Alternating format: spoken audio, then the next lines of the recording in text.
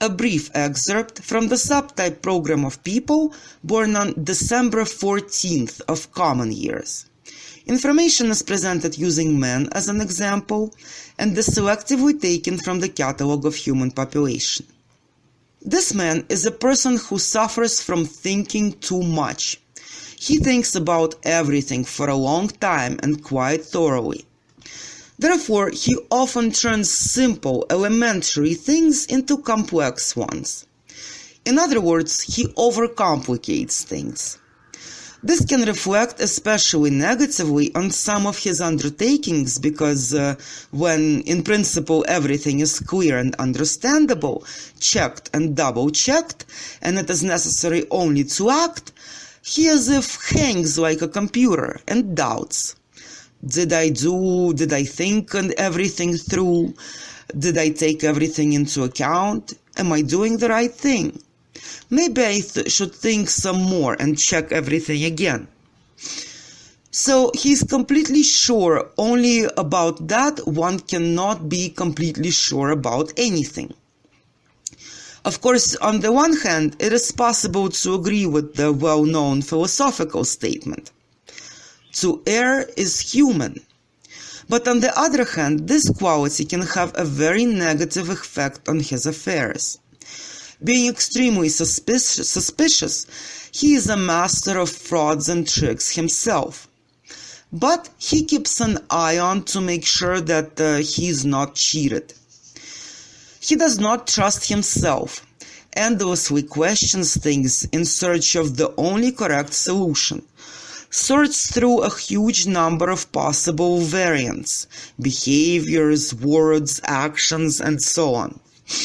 And naturally, he does not trust others. He thinks that when it comes to other people, trust as a function is extremely inappropriate. In general, his attitude towards the world can be described as cautious and suspicious. This person is characterized by that despite some disorderliness, he still is a person of system. But this system is peculiar and is marked by a number of attributes which are characteristic specifically of his system. The first peculiarity is that this is a system of victories, since in general he is a person who desperately wants to win. This man is clearly tuned, focused on victory. He survives to win, overcome, overpower, gain the upper hand, suppress, subdue, restrain, and excel. This is a clearly pronounced medieval winner who thinks that being in a particular status by the end of a battle or a fight entirely determines the method and the quality of your life. That is, if you lost, then you immediately turn into a slave. And if you won, then you have every right to treat everyone who lost to you as slaves. Also, he thinks that you have every right to enjoy the victory, taking away everything that the defeated have, forcing them to work for you, and so on.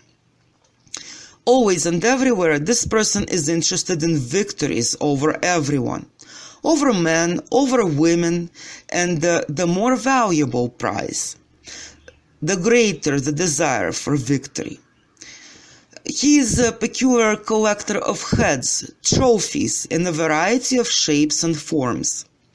Due to these trophies, which he can be proud of and boast about, he feels like he is the strongest, the best. It is correct to define him as a potential winner, at least because by nature considered individual has a fairly high level of aggressiveness, a will to win spirit, and great fighting qualities. He loves fighting and knows how to fight.